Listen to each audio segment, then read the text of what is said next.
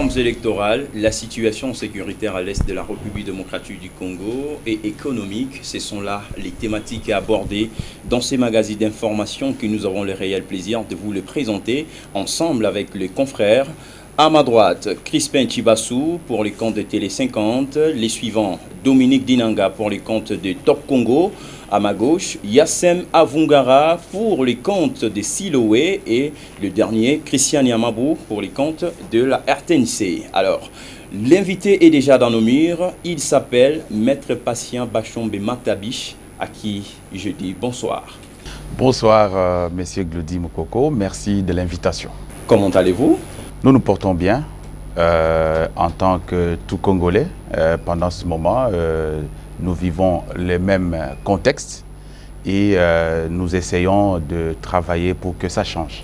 Très bien. Vous êtes le président du cadre de concertation nationale de la société civile. Alors, on aimerait savoir quel parcours avez-vous? D'abord, quel parcours allais-je dire, avez-vous à la société civile? Mais bien avant de répondre à cette question, d'abord, qui est Maître Patient Bachombe Matabiche? Merci pour la question. Maître Patient Bachombe Matabiche, c'est un citoyen congolais ordinaire, comme tous autres citoyens qu'on peut retrouver dans toutes les 26 provinces.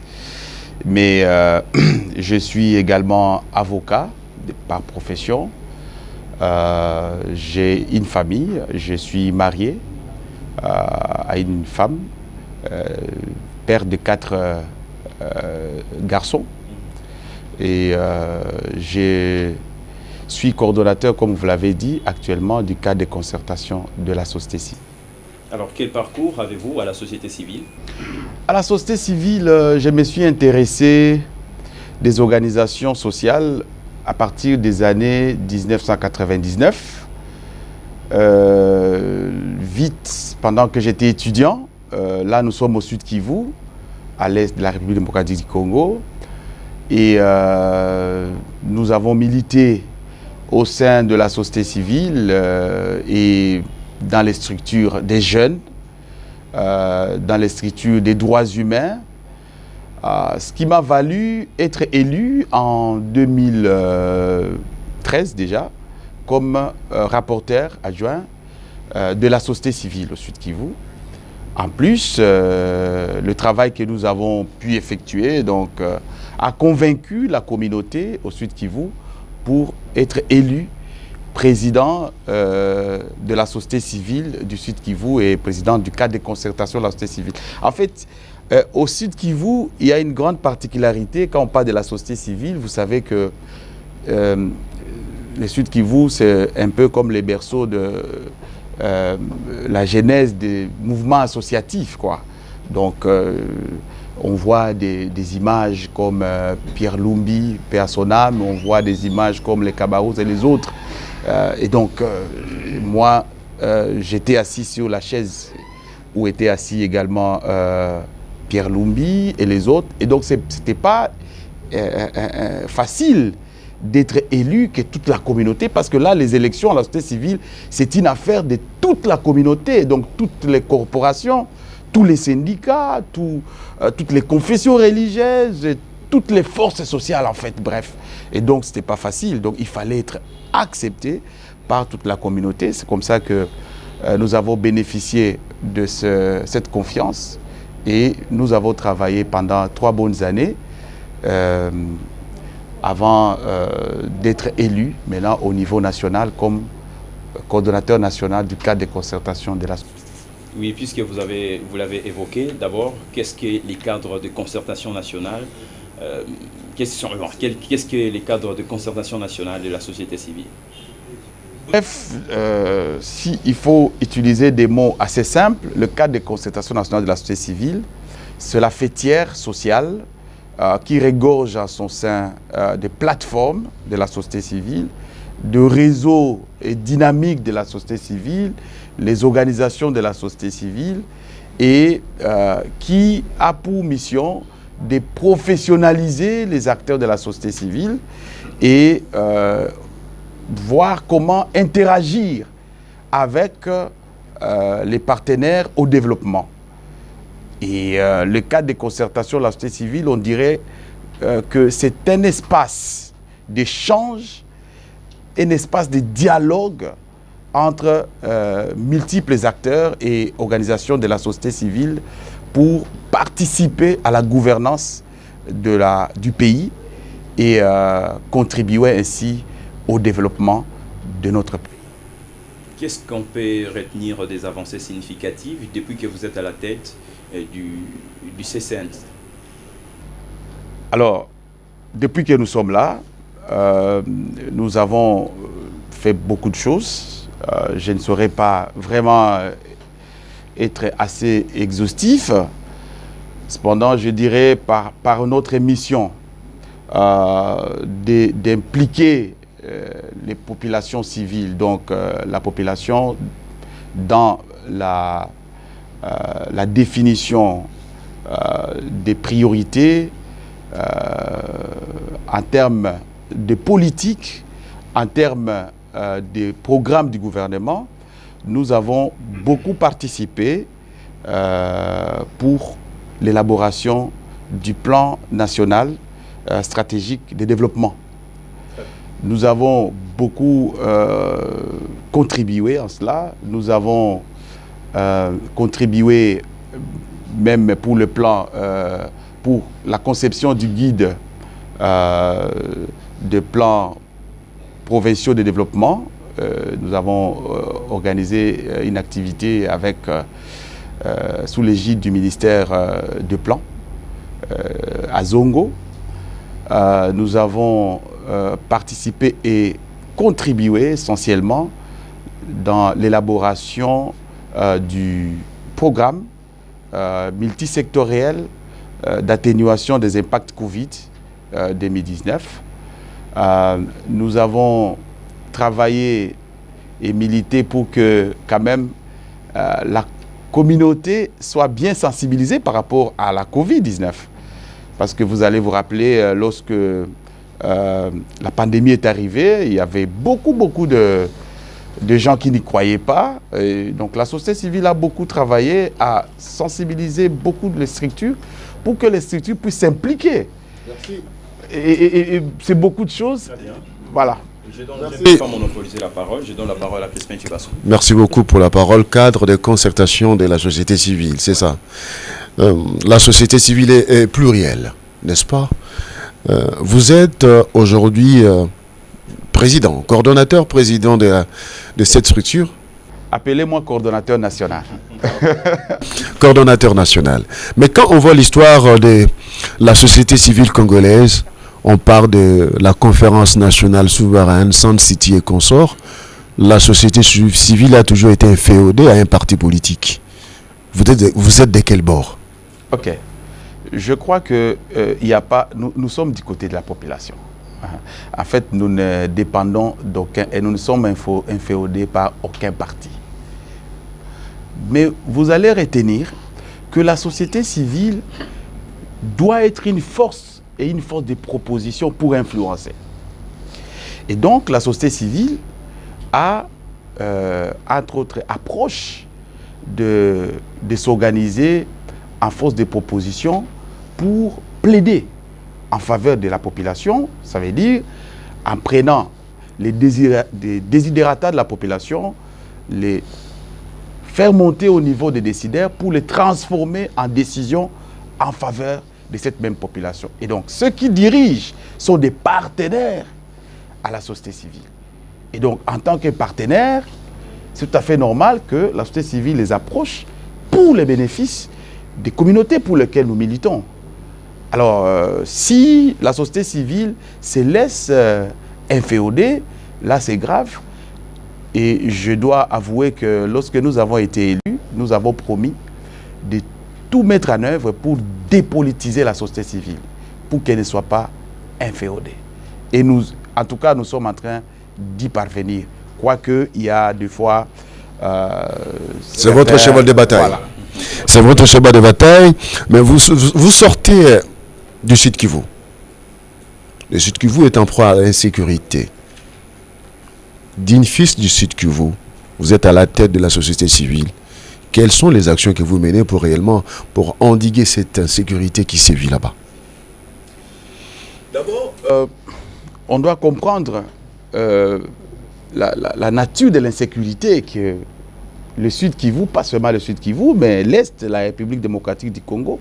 Et je dois noter qu'aujourd'hui, on a comme l'impression que l'insécurité est en train de se nationaliser, parce qu'il n'y a pas que l'Est aujourd'hui. Quand vous êtes au Congo central, vous voyez qu'il y a des éléments de sécurité, même au niveau de Kwilu, Équateur, ainsi de suite. Donc, mais en analysant bien la situation, on se rend compte que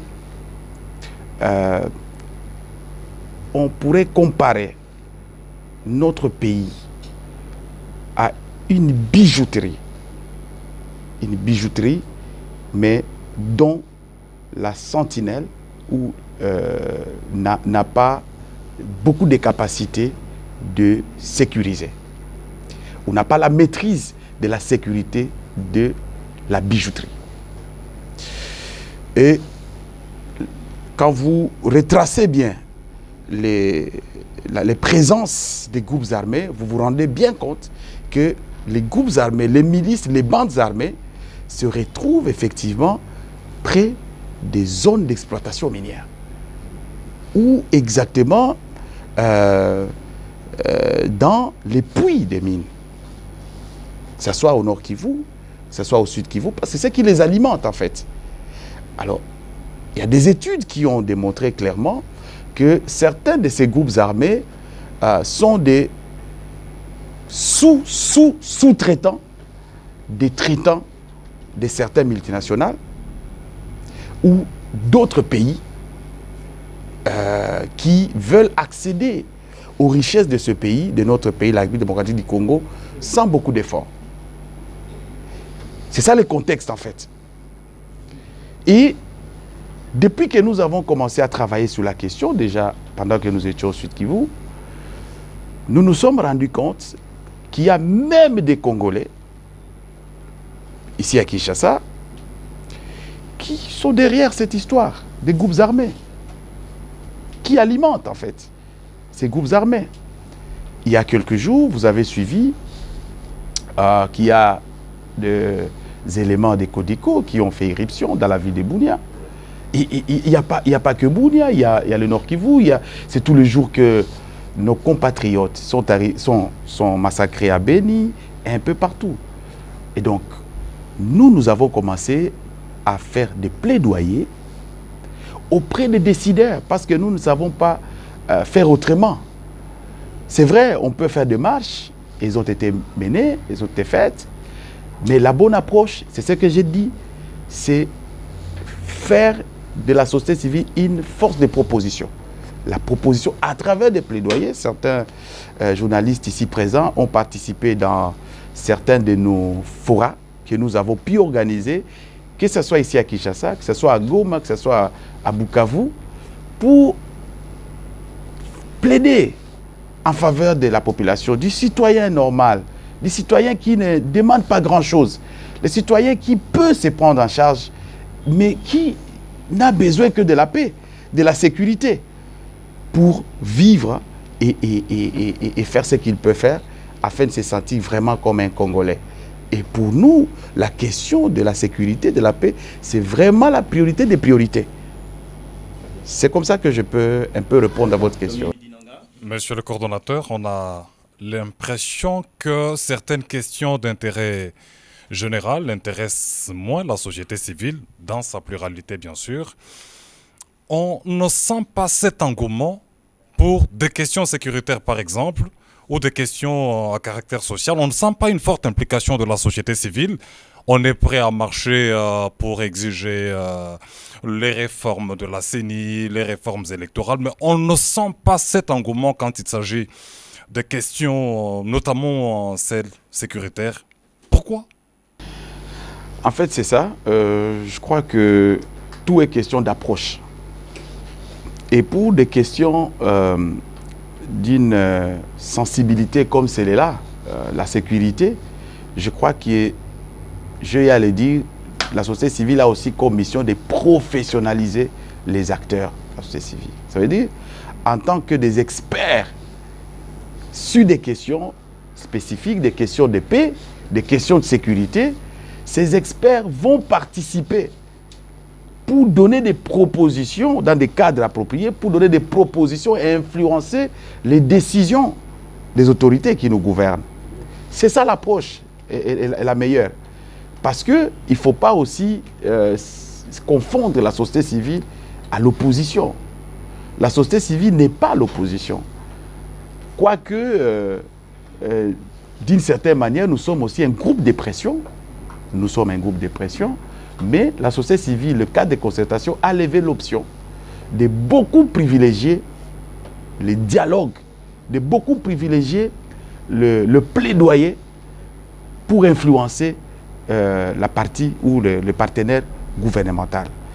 Alors, parce que vous avez parlé des questions sécuritaires, je viens d'en parler, nous avons organisé des forats dans lesquels nous avons invité les autorités, les ministres, les députés, les décideurs, et nous avons présenté la situation. Je me rappelle l'année passée, au mois de juin, au niveau de Kempinski, fleuve Congo, j'ai fait inviter les victimes, les populations de Beni, les chefs coutumiers de Beni, du Sud Kivu, Minembwe. Ils étaient ici.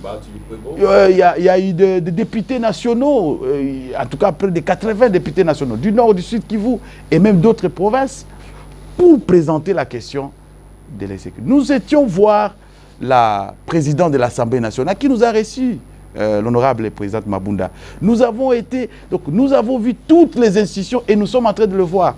Maintenant, c'est l'heure de poser des questions. Qu'est-ce qu'on a fait? Des propositions de la société civile. Et là, nous avons beaucoup plus insisté en disant, mais comment un pays comme la République démocratique du Congo peut fonctionner et traiter des questions de paix sans un plan? Sans un plan.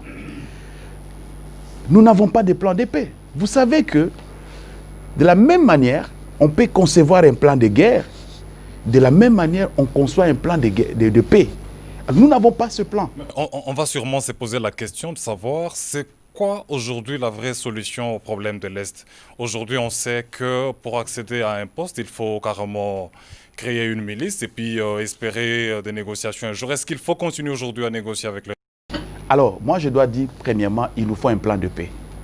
Vous ne pouvez pas construire une maison sans un plan. Vous allez éparpiller les efforts et au finish, vous n'allez rien récolter. Il faut, premièrement, avoir un plan de paix qui va loger des interventions de tout genre et couler sous forme d'une architecture. Ça, nous n'avons pas. Vous entendez que là-bas, on a fait ceci, on court, on va, on va, mais il n'y a pas une architecture préconçue.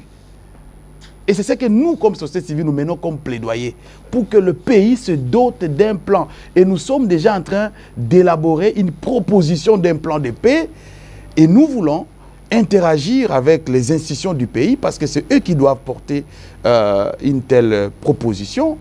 Et le pays ne peut pas être en train de courir par-ci, par-là lorsqu'il y a des problèmes. Non. On sait, lorsqu'il se pose des problèmes de sécurité, on sait qu'on fait il y a une formule claire. On sort la formule, on l'applique, c'est fini. Lorsqu'il y a des soupçons de tel, on sort la formule, on l'applique et c'est clair. Et c'est comme ça qu'on construit une nation. Il faut aussi que nous soyons organisés. Il y a une question d'organisation. Quelqu'un ne peut pas venir simplement comme ça, il crée un mouvement armé, il est dans la ville et on le laisse trimballer. Non. On peut se poser des questions. Combien de mandats d'arrêt internationaux ont déjà été émis contre les chefs rebelles qui marchent dans ce pays? Combien? Est-ce qu'il n'y a pas de la justice militaire? Le fait déjà de prendre l'arme contre son pays est constitutif des crimes.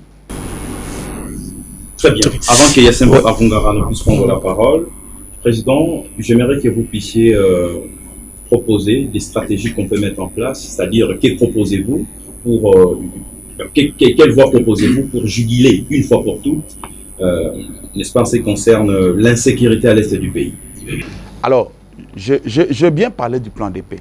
Tout part du plan de paix. Et il faut que le gouvernement puisse s'inscrire dans cette dynamique de la conception du plan de paix et l'exécution du plan de paix. Et cela va nous permettre de travailler même sur des questions de cohésion nationale, de cohésion sociale. Parce que quelqu'un disait, je crois le compatriote Dinanga disait qu'il y a des gens qui veulent être promis et ils créent des groupes armés. Vous voyez? Et vous avez vu, nous avons des informations, il y a certains députés qui n'ont pas battu campagne dans certaines circonscriptions. Parce que d'autres seraient à mèche avec les groupes armés et qui défendraient à d'autres d'aller battre campagne dans cette... Vous voyez? Et tout ça sont des questions qui doivent être remises sur la table. Et là, j'ai insisté sur des questions de cohésion nationale, de cohésion sociale. Et les communautés doivent développer des dialogues entre elles, surtout au niveau de l'Est, parce que des fois, on a comme l'impression que ça divise. Et vous rencontrez des groupes armés qui sont de telles tendances ou de telles tribus ou de telle autre tribu, ou quelqu'un qui prend l'arme et il est protégé par telle communauté. Donc, ce sont des questions comme ça qu'il faut, mais j'insiste sur l'instauration de l'autorité de l'État, partout à travers le pays. Très bien. Il faut que chacun, quand vous êtes à Ngandajika, quand vous êtes à Mwenga, quand vous êtes à Chabunda, quand vous êtes à Mbazangungu, vous savez qu'il y a une autorité et je ne peux pas me permettre n'importe quoi. Et c'est ça l'organisation dont nous avons besoin. Très bien. Maître, vous êtes coordonnateur du CCNS. Votre élection coïncide avec l'alternance pacifique du pays, de la République démocratique du Congo. Vous êtes nouvellement élu dans cette structure nationale.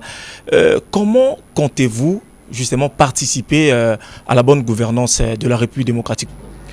Merci beaucoup. Parce que vous parlez de l'alternance, je dois dire que j'ai suivi plusieurs fois, les gens disent que voilà, les champions de l'alternance, c'est le président sortant, le président Kabila, c'est le président entrant, Tshisekedi dit non, ce ne sont pas eux, c'est la société civile. Les champions de l'alternance, ceux qui se sont battus pour l'alternance dans ce pays, en tout cas, je veux que tout le monde l'entende de bonne oreille, c'est la société civile, c'est la population. Nous avons fait pression, nous, en tant que société civile. Nous avons milité les mouvements citoyens, la société civile. Et donc, si on donne des prix, on devait donner ce prix à la société civile.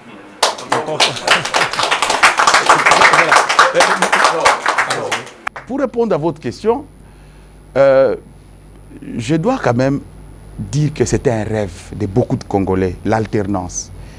Elle a eu lieu. Et aujourd'hui, pour la toute première fois, vous vous en doutez, après plus de 50 ou 55 ans, nous avons enfin un président civil. C'est la première fois. C'est depuis 1965 que le président Mobutu, militaire, a pris le pouvoir. Et dès lors, on n'avait jamais un civil à la tête du pays. Il n'y avait que le militaire. Et aujourd'hui, il y a un civil. Alors, le contexte est tel que si Kabila disait, le président Kabila disait que lui, il portait les maquis, donc les œufs, je crois que le président actuel, lui, il marche sur les œufs. Comment ça? Je l'ai dit parce que c'est la toute première fois que on va gérer le pays avec une coalition de cette nature.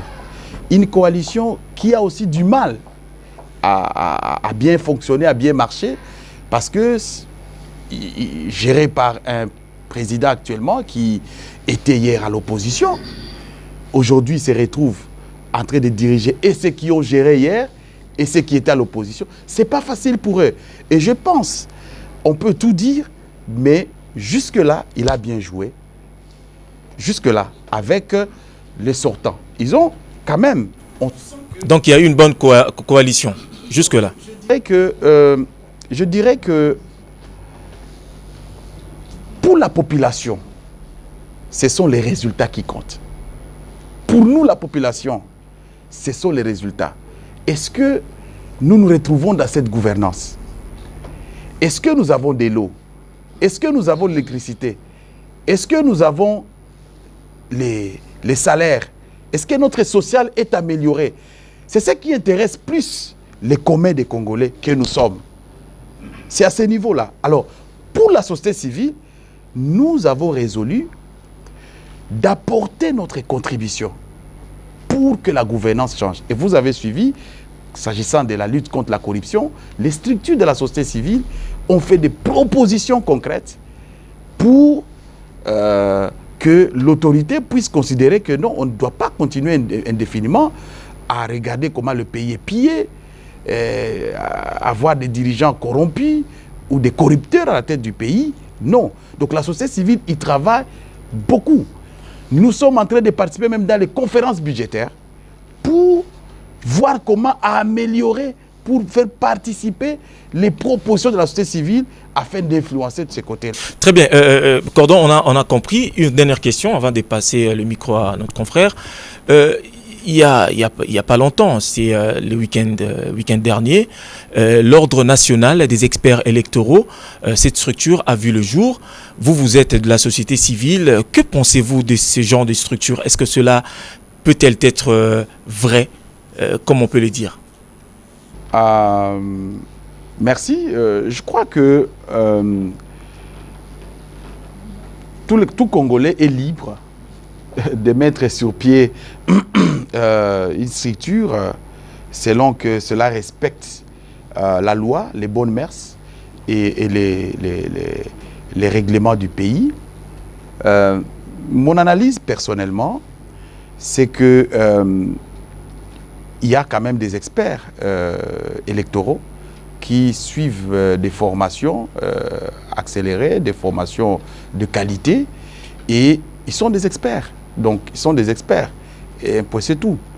Mais il y a aussi d'autres Congolais qui sont intéressés à des questions électorales, mais qui n'ont pas fait des formations académiques.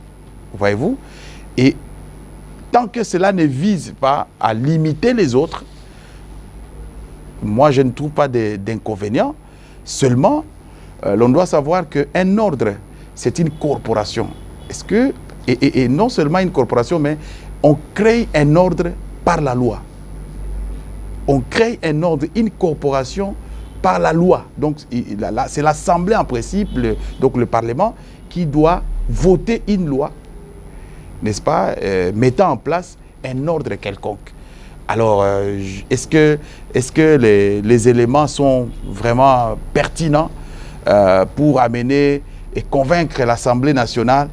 Je ne sais pas et je ne crois pas, mais c'est une initiative qui doit quand même suivre son bonhomme de chemin. Et il faut laisser les gens s'exprimer, il faut laisser les gens, et c'est ça la démocratie, et présenter leurs arguments. Je crois qu'ils auront l'occasion de beaucoup parler et présenter leurs arguments. Peut-être qu'ils vont convaincre.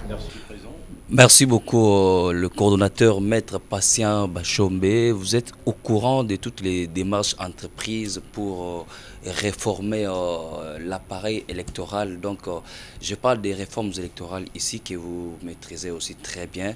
Et toutes ces démarches, pour la plupart, sont en dehors des institutions ou encore le Parlement, pour les dire comme ça, qui est d'ailleurs majoritairement composé du FCC. Est-ce que vous accordez la chance à toutes ces démarches? Absolument. Nous accordons la chance à ces démarches. Parce que, au niveau de la société civile, nous avons initié une série de consultations auprès de la société civile, auprès des masses ouvrières, auprès des syndicats, des corporations, des confessions religieuses. Nous avons eu de bons échanges avec son éminence le cardinal Ambongo. Nous avons eu des échanges assez pointus avec le président de l'ECC. Nous avons eu des profonds échanges avec tous les autres réunis au sein de la CIME. Nous nous sommes transportés jusqu'en Kamba pour rencontrer, vous avez suivi, pour rencontrer les chefs spirituels de l'église kimbanguiste.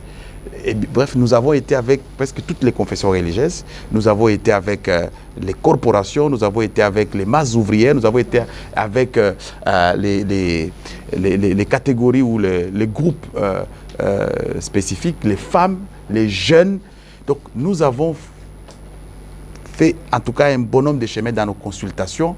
Et dans ce que nous avons fait, il y avait notamment cette question de la réforme électorale. Et à ce niveau-là, il y avait, je dirais, deux éléments clés. D'abord, la restructuration de la CENI, donc la révision de la loi organique portant fonctionnement et organisation de la CENI, mais également les autres questions des réformes donc de la loi électorale, en fait. Et de toutes les catégories que nous avons pu consulter, il s'est avéré que tout le monde est unanime. Tout le monde, à 100%, est unanime que l'on puisse restructurer la CENI. Que l'on puisse clarifier les mots de désignation des animateurs de la CENI. Parce que quand vous lisez l'article 10 de la loi organique de la CENI, à l'article 12, il y a quelques ambiguïtés de la loi. Alors on veut que la loi soit clarifiée, mais aussi on veut dépolitiser la CENI. On ne veut pas que la CENI soit vraiment une caisse de résonance d'une famille politique.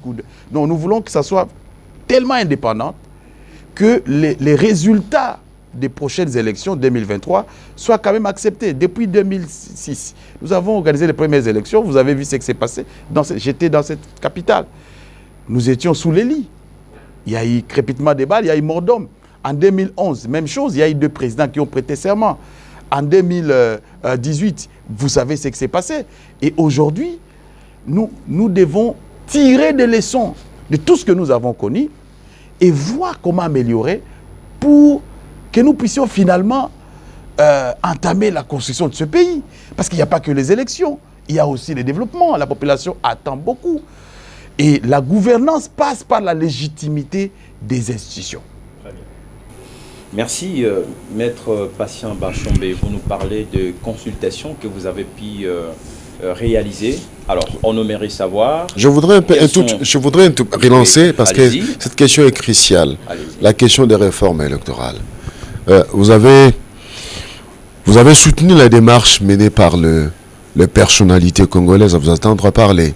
Vous-même, vous êtes dans cette démarche de pouvoir trouver le consensus autour de réformes. Mais êtes-vous d'accord que ces réformes soient entamées, engagées dans un cadre non constitutionnel? Et une question supplémentaire, quelles sont vos attentes? Qu'en pensez? Oui, en fait, toute réforme passe à travers les institutions. On ne peut pas concevoir une réforme qui ne passe pas par les institutions. Non. Mais l'initiative n'est pas nécessairement institutionnelle. Non. L'initiative peut provenir de la société civile. Nous pensons que nous avons des arguments parce que tout ce qui s'est fait, la gouvernance s'est fait, c'est au bénéfice de qui? De nous, la population. Donc nous, en tant que population, nous pouvons avoir des propositions. Nous disons que nous avons fait tel constat. Et nous pensons que si vous prenez en compte cet aspect et cet autre aspect, nous pouvons arriver à mieux faire demain. Et c'est ça, en fait, l'approche.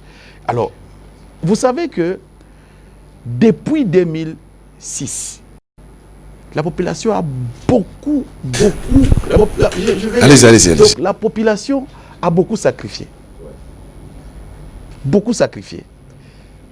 que ce soit après Sun City, on a vu comment on a pris des généraux pour besoin de la paix. La population a accepté que même ces bourreaux se retrouvent en train de les diriger.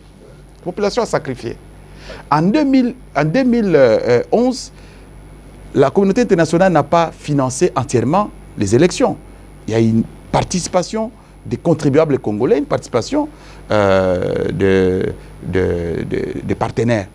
En 2018, c'était 100% participation des contribuables congolais. Mais c'est de l'argent qui aurait dû construire des écoles. C'est de l'argent qui aurait dû construire de routes, qui aurait dû payer, par exemple, les fonctionnaires.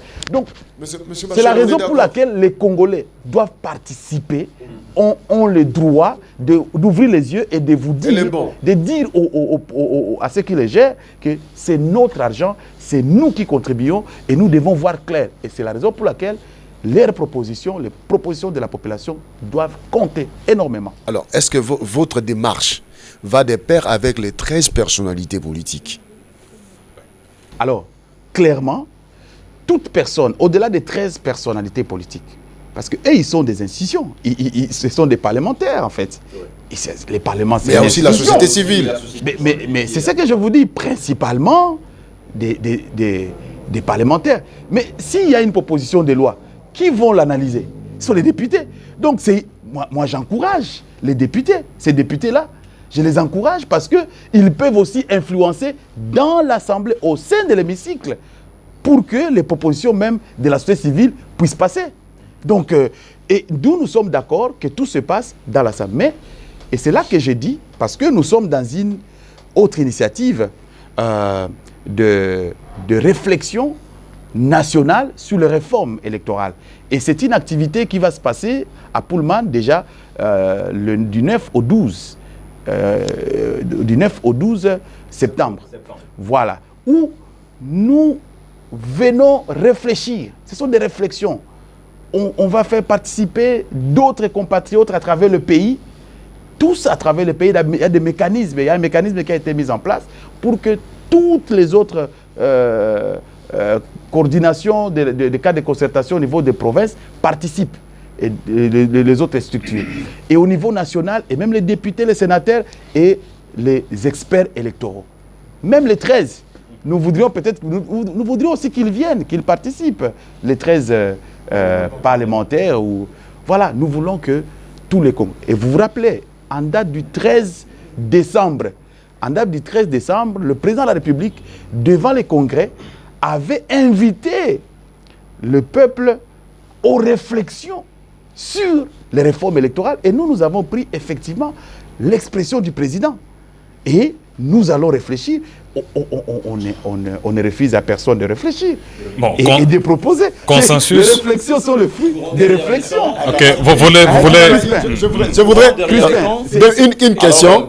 Est-ce que les réformes, vous avez parlé des les choix des animateurs de la CENI, est-ce que le cadre de concertation de la société civile aurait des membres qui seraient un jour des candidats pour la direction de la CENI? Écoutez, d'abord, dans le format actuel de la CENI, quand vous lisez l'article 10, on dit que la société civile propose 3 délégués. Oh, nous sommes en train de travailler pour que nous sommes en train... Les femmes qui sont dans votre structure... Non, écoutez, je crois que ça c'est une autre considération, mais au moins nous plaçons les principes. Le principe, c'est que c'est la société civile qui désigne. Ça va? Il y en a qui peuvent venir des confessions religieuses, il y en a qui peuvent venir des organisations des femmes et d'autres experts, et donc des organisations électorales. Et voilà. Et c'est la raison pour laquelle nous voulons que ces réformes aient lieu. Parce qu'on doit corriger, par exemple, cet article-là pour clarifier les choses. Comment ça se fait? Vous avez vu la bourde qu'il y a eu entre les confessions religieuses. Et ça n'a pas été gai, ça n'a pas été bien fait, voyez-vous. Donc, nous, en tant que société civile, nous avons écrit, nous avons écrit à l'Assemblée nationale pour dire que non. Cette validation ou entérinement n'a pas enchanté la société civile. Parce que tout ce que la société civile a dit, tout ce que la société civile a présenté, malheureusement, n'a pas été suivi. Mais je crois que nous n'allons pas casser les yeux. Nous n'allons pas casser tous les carreaux. Non. Nous pouvons encore, en tant que dignes fils de ce pays, nous retrouver, réfléchir comment faire et proposer, faire d'autres propositions. Mais sûrement, pourquoi vous ne parlez pas clairement d'un dialogue? On sait comment ça se passe, vous parlez souvent de réflexion, nous avons vu lors des concertations nationales, la suite est bien connue. On n'en parle jamais clairement au début. Nous allons réfléchir sur la bonne marche du pays, nous allons parler des réformes, mais la suite est bien connue. C'est le partage des postes. Nous l'avons vu avec le dialogue de Kodjo, nous l'avons vu également avec le dialogue de la Senko. Est-ce que ce n'est pas une demande voilée du dialogue? Assumez-vous. Très bien, merci. Vous pouvez passer les micros. Merci beaucoup, cher Dominique. Dominique, vous savez que la réforme, c'est pas nous qui venons en parler pour la première fois. C'est après chaque cycle électoral. Et c'est une obligation. Il y a des activités qui doivent s'effacer, notamment les réformes. Et moi j'ai le rapport de la CENI. J'ai eu le rapport de la CENI. Quand vous êtes à la page 258, ce rapport lui-même réfère aux réformes. La CENI, que Nang a dirigé, réfère, je cite bien la page 258, notez, réfère et fait des propositions, des recommandations et recommande des réformes. Donc ça veut dire que les réformes, ce sont des activités normales dans un cycle pour voir ce qui a marché, ce qui n'a pas marché et voir comment améliorer. Donc ne prenez pas ça mal, c'est pas en réalité, ce que nous faisons ici c'est un dialogue, c'est un échange, ce sont des réflexions. Donc il ne faut pas mystifier, quand les Congolais se réunissent pour échanger, il ne faut pas penser que nécessairement c'est pour partager le pouvoir, pas nécessairement. Pas nécessairement. Monsieur Bachombe, l'actuel gouvernement qui est l'émanation de la coalition FCC Cash, alors, la question est de savoir, que pensez-vous de la gestion du pays? Oui, pour dire vrai, c'est que nous sommes des citoyens qui observons tous les jours. Nous avons comme l'impression qu'il y a un problème de déficit de confiance entre les partenaires, Cash FCC, alors que c'est eux qui gèrent le pays. Et ce qui ne facilite pas vraiment les choses. Ce qui ne facilite pas la gouvernance du pays, ce qui déstabilise aussi les institutions. Or, en ce qui nous concerne, nous, population, pendant ce moment Covid, donc cette période de Covid, la population est en train de souffrir. Donc, les impacts liés à la pandémie Covid sont vraiment en train de terrasser la population. Et dans l'entretemps, on sent qu'il y a des couacs dans cette coalition. Nous pensons que le problème, nous pensons clairement qu'ils doivent assurer. Monsieur Bachombe, les gouvernements actuels, qui est l'émanation de la coalition FCC Cash, est-ce qu'il y a encore des chances pour une réussite totale observée plutôt dans ces deux partenaires, l'État? Oui, je crois qu'il faut toujours positiver. Il faut essayer toujours de positiver pour que ça marche, que ça fonctionne au bénéfice des populations. Parce qu'en fait, ce que nous faisons, c'est pour l'amélioration des conditions de vie des populations. Nous, en tant que population, nous travaillons pour les changements. Les changements qui vont s'observer même jusque dans l'assiette et le panier de la ménagère. Et donc, nous pensons aussi qu'ils doivent comprendre que leur accord Cash FCC, qui n'est pas au-dessus de la Constitution, parce qu'il y a, d'après tout, la Constitution qui nous gère tout ce qui est notre pacte social, qui nous gère tous. Et c'est là que tirent les prérogatives, n'est-ce pas, les institutions qui nous gèrent. Et donc, nous pensons aussi qu'ils doivent beaucoup travailler pour rassurer la population avec des faits, donc des résultats, pour que la population puisse croire dans l'action du gouvernement. Alors, nous avons travaillé sur un document, un mémo, que nous avons adressé au chef de l'État. Et nous avons demandé au chef de l'État, pendant cette période Covid, de voir comment il peut baisser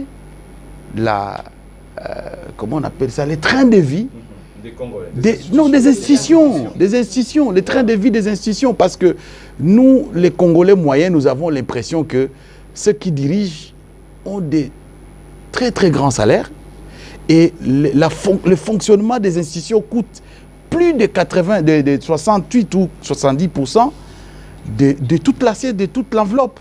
Et enfin, on ne voit rien qui va dans le développement, dans l'investissement. Mais oui, ça doit être possible. C'est ce que nous disons. Vous voyez qu'aujourd'hui, la population veut à tout prix participer dans la gestion, veut à tout prix ouvrir l'œil pour voir comment ça se fait. Et ça, je crois que différemment des années antérieures, on voit la population qui est très, très active par rapport à la manière dont on la gouverne. Donc, ils ont vraiment l'opportunité de le faire, ils doivent le faire. Maître Patient, je suis beaucoup intéressé lorsque vous prenez les volets sociaux parce que, vous l'avez dit, la société civile, c'est aussi une forme de pression qu'on doit exercer sur les dirigeants pour trouver quand même des solutions. La plupart des cas, lorsque vous avez vos rencontres, vos forums, vos symposiums, vous réfléchissez souvent sur les problèmes politiques, les problèmes électoraux, ainsi de suite. Vous avez même évoqué ici que vous avez un plan de sortie pour mettre fin à l'insécurité dans le pays, mais avez-vous un plan aussi sur le plan économique de la RDC, surtout qu'on vient de sortir de la période caractérisée par la pandémie de la COVID-19. Est-ce que le cadre de concertation dont vous êtes le coordonnateur, avez-vous un plan stratégique pour pouvoir aider le pays? Parce que vous venez de le dire que vous avez écrit au chef de l'État, mais un plan, vous lui faciliterez de faire le travail. En avez-vous? Oui, merci beaucoup. J'ai eu à le dire clairement, nous avons participé dans l'élaboration du programme multisectoriel d'atténuation des impacts Covid-19.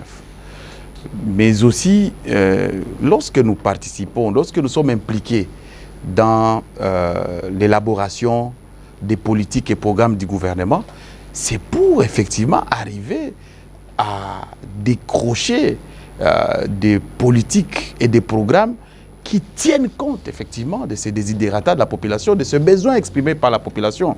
Donc, quand je parle de participer dans l'élaboration des politiques, écoutez, ce n'est pas que ce sont seulement des questions politiques, mais c'est parce que c'est la politique qui doit transformer ces propositions en décisions pour parvenir à la population. Et c'est ça l'approche de la société civile que nous avons prise. Et donc, nous pensons que la société civile y travaille. Je viens de parler ici des conférences budgétaires où nous sommes en train de participer et où la société civile, c'est vrai, c'est pas... Des fois, certains dirigeants, certains responsables estiment que nous en faisons trop, la société civile en fait un peu trop, mais nous devons continuer à pousser. Nous devons continuer à pousser pour que l'on tienne compte des préoccupations. Parce que quand il n'y a pas de l'eau, comment vous voulez que les gens vivent? Quand il n'y a pas d'électricité, comment vous voulez que les gens se développent dans le milieu? Quand il n'y a pas de route, comment vous voulez que les produits arrivent dans la ville ou bien que ceux qui sont là-bas au village vendent en ville? Donc c'est ça les préoccupations de la population. Et nous insistons, rassurez-vous, nous n'entrons pas trop dans les questions politiques. Ici, nous sommes en train de parler de la gouvernance. Les élections, c'est un élément important de la démocratie et de la gouvernance. Parce que, à cause des élections, les gens sont morts.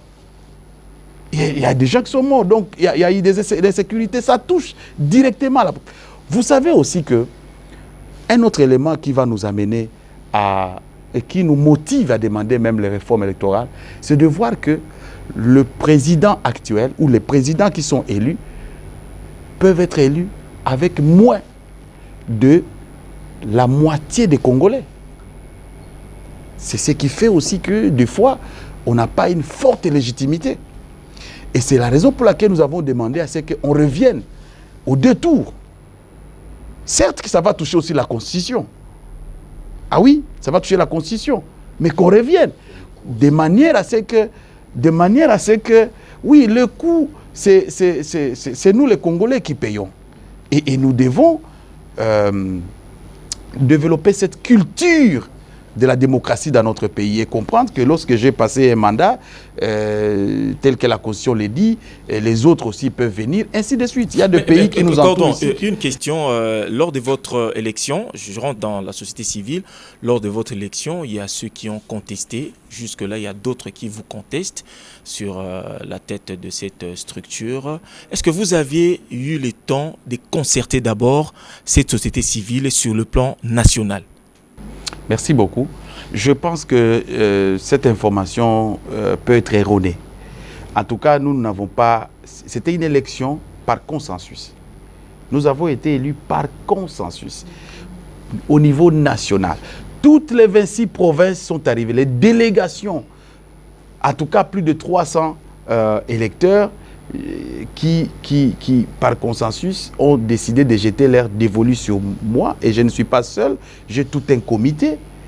En tout cas, je n'ai jamais, c'est la première fois, en tout cas, c'est toute la première fois que j'entends cela une année après. Je n'ai jamais entendu qu'il y ait contestation. Il n'y a eu aucune contestation, en tout cas, rassurez-vous, aucune contestation. Merci, c'est bien saisi. On va revenir un peu à cette question des réformes électorales. Malheureusement, le temps nous imparti ne va pas nous permettre d'éviter toutes nos préoccupations. C'est pourquoi la presse sera invitée. C'est pourquoi la presse sera invitée au niveau de réflexion au niveau de Pullman, voilà, dans la partie de mercredi. On parle sûrement de cette question des réformes électorales. Quand vous parlez de réformes, vous visez la loi organique, la loi portant organisation et fonctionnement de la CENI, la loi électorale, la configuration même de la CENI. On s'est demandé si le vrai problème aujourd'hui, c'est le problème de texte ou plutôt d'individus. On se demande si aujourd'hui le problème de la CENI, c'est l'absence des hommes intègres ou plutôt de la loi organique. Et aujourd'hui, vous évoquez la dépolitisation de la CENI. Je ne sais pas ce que vous entendez par dépolitisation de la CENI. Si dans votre entendement, c'est écarter carrément les politiciens de la CENI, mais on se demande, est-ce que la société civile est modèle aujourd'hui? Je pars d'un exemple. Nous allons en 2006. Abbé Apollinaire Malou Malou, père son âme, société civile. La suite, vous la connaissez. Des élections contestées. Il y a eu même mort d'homme. En 2011, le pasteur Ngoï Mulunda, société civile, pasteur de son État. Aujourd'hui, nous voyons tout ce qui se passe avec nos pères spirituels qui sont censés être de modèles. Vous connaissez tout ce qui se passe aujourd'hui autour. Est-ce que la société civile est modèle aujourd'hui? Des hommes de Dieu qui ont même plongé dans les tribalismes, ça on ne doit pas se voiler les faces. Est-ce que la société civile est modèle aujourd'hui pour diriger la CENI? Alors, je ne vais pas aller loin. Je dois dire clairement que la société civile est modèle. Lorsque un membre de la famille a fait un gaffe, il ne faut pas penser que c'est toute la famille, que c'est une coutume de toute une famille, non. Mais vous allez remarquer que vous avez parlé du président de la CENI, président de la CENI. Mais le problème n'est pas le président de la CENI. Le problème, c'est la CENI. Nous n'allons pas demander qu'on modifie les prérogatives du président de la CENI. Le problème, c'est la CENI. Mais comment la CENI est configurée? Quand le président vient de la société civile, mais il se retrouve devant plus de 10 politiciens. Seul, vous voyez ce que ça fait? Alors, même s'il a deux autres qui proviennent de la société civile, ils sont 3 contre 10. Société civile, 3 contre 10. Et c'est souvent difficile. Voyez-vous? Oui, ça aussi, c'est une possibilité. Vous avez parfaitement raison, c'est une possibilité. Cependant, je veux dire et je vais insister que les hommes de valeur dans ce pays existent. Ces hommes-là existent. Et pour la plupart de ces hommes, des fois, ils considèrent qu'aller dans les partis politiques, c'est un peu de la bouillabaisse pour certains. Ils ne veulent pas aller dans les partis politiques. Ils pensent qu'ils veulent regarder ces histoires politiques de loin. Mais ces hommes existent. Ces hommes et ces femmes, et ces hommes et ces femmes-là, des valeurs existent. Et moi, je peux vous rassurer qu'ils existent dans ce pays. En tout cas, aujourd'hui, le problème, ce n'est pas le président, le problème, c'est la CENI. Et c'est comme ça que nous avons dit qu'il faut revoir la composition. Quand vous voyez les responsabilités ou les prérogatives du vice-président de la CENI, mais c'est lui la CENI. C'est lui qui a tous les pouvoirs de la CENI. Ce n'est pas le président. Le président est juste protocolairement. Mais lui, il ne gère pas grand-chose. Alors, monsieur le coordonnateur Bashombe, on a vu d'autres personnalités qui ont géré la société civile tomber dans la politique après des années. Est-ce que après vous, après avoir assuré la direction de la coordination, vous allez me dire qu'on fait des projections? Est-ce qu'allez-vous un jour tomber dans la politique où vous êtes déterminé à gérer, à être avec la population dans la structure que vous coordonnez aujourd'hui? Merci beaucoup. Très bien. Alors, je pense que j'ai insinué le fait que la société civile, cadre de concertation, travaille sur la professionnalisation de ces acteurs. Ces acteurs sont des experts. Et moi, j'encourage ces experts, au lieu de rester à la société civile, d'aller aider pour que ça change. Mais il faut avoir des valeurs. Il faut avoir des valeurs pour ne pas être englouti dans les mêmes train-train que nous sommes en train de dénoncer. Donc, si vous n'avez pas de valeurs assez solides, restez. Mais si vous croyez et vous avez l'expertise, allez-y, parce que des fois, je vois des acteurs de la société civile qui ont beaucoup de compétences que certains ministres. J'en vois, j'en connais, qui ont des compétences que certains DG des entreprises publiques. J'en vois, j'en connais. À la société civile, il y a beaucoup. Vous savez, l'avantage pour la société civile, c'est que c'est un lieu de préparation et de formation. Mais les partis politiques qui devraient faire ça, ils ne le font pas pour leurs cadres. Il n'y en a pas. Nous bénéficions de beaucoup de formations, des partenaires, donc nous venons, par exemple, de former beaucoup d'acteurs, et nous sommes en train de le faire, sur la passion des marchés publics. Mais nous savons contrôler les pouvoirs, ceux qui dirigent, pendant qu'eux-mêmes ne savent pas comment ça se fait. La passion des marchés publics. Nous sommes en train de le faire. Donc, au niveau de la société civile, nous avons des experts, nous avons de la matière. Et moi, je pense qu'il faut une bonne circulation de l'élite. Non, il faut une bonne circulation. On peut tout dire, mais il y en a qui pensent qu'à la société civile, il y a des acteurs qui peuvent aider à faire booster ou améliorer la gouvernance. Et des acteurs qui peuvent aller en politique. Où est le problème? Quel est le problème? Un acteur. Mais il ne faut pas que les structures soient politisées.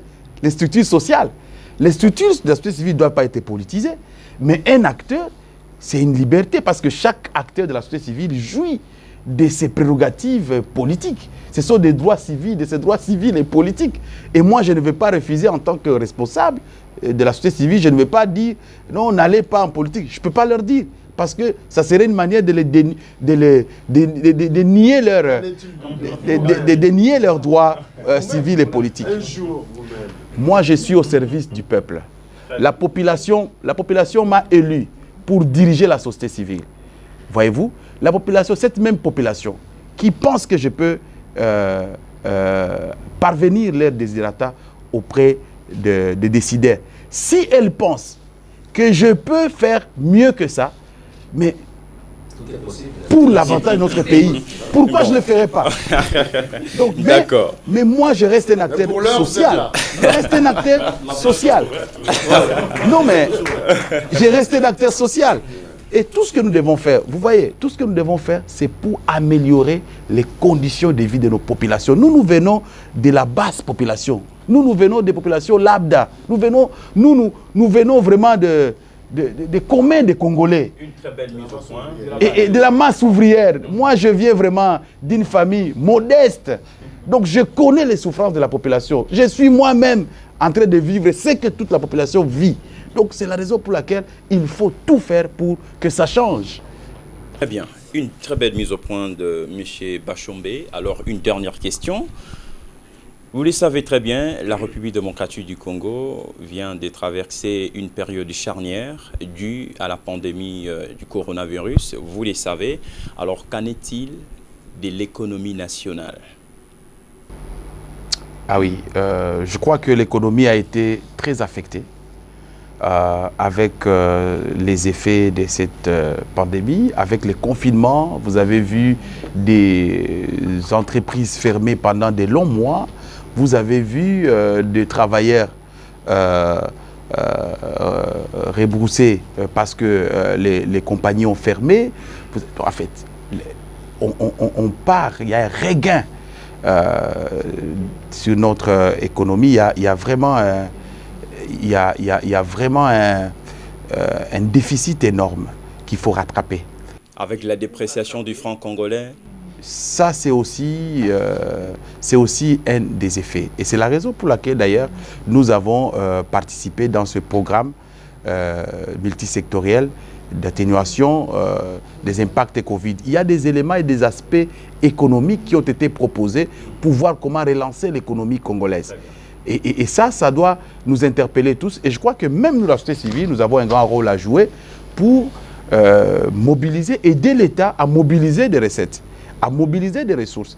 Mais aussi, de l'autre côté, exiger plus de redevabilité auprès de ceux qui gèrent l'argent du contribuable congolais. Et donc, je pense qu'il faut encore pousser des réflexions assez loin pour voir comment est-ce que nous pouvons mobiliser plus, affecter ces moyens-là pour le bénéfice de nous tous, les Congolaises et Congolais. Très bien, nous sommes arrivés pratiquement à la fin de cette émission. Monsieur le coordonnateur Patient Bachombe, en résumé, dernier mot.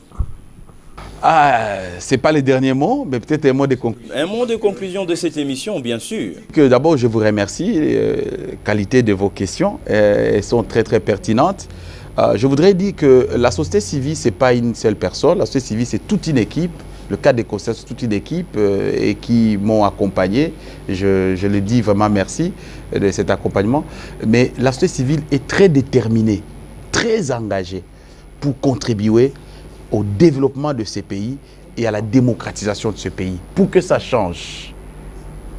Et je voudrais aussi profiter de votre micro pour saluer toutes les actrices et tous les acteurs de la société civile à travers le pays. Les cadres de concertation, je ne saurais pas citer tout le monde, mais de toutes les provinces. Je voudrais saluer tous les groupes de travail thématique de la société civile. Je voudrais saluer tous les acteurs, mais aussi saluer le chef de l'État actuel et saluer les chefs de l'État honoraire qui a accepté aussi de quitter le pouvoir, saluer tous les Congolaises et Congolais et leur dire que la société civile ne va pas baisser les bras. La société civile va toujours continuer à militer pour que les problèmes pas si haut ya bino, pas si haut ya biso, bayeba na kopesa biano. Donc, par réponse au ekoya ko satisfaire biso. Parce que pas si eleki, Moussa na biso, société civile, eza ya kosenga pouvoir apesa biano, apesa ba solution na ba problème autozali qu'on rencontrait. C'en est donc fini, madame, monsieur. Merci de nous avoir suivis. Vous étiez de loin à nous suivre, de partout à nous suivre. Cette émission a reçu pour vous les coordonnateurs du cadre des concertations nationales de la société civile, Maître Patient Bachombe Matabiche. Merci également aux confrères qui m'ont tenu compagnie. À ma droite, Crispin Chibassou, un grand merci à vous, les doyens. Et le suivant, c'est Dominique Dinanga pour les comptes de Top Congo. À ma gauche, Yassem Avungara et ensuite Christian Niamabou. Merci, madame, monsieur.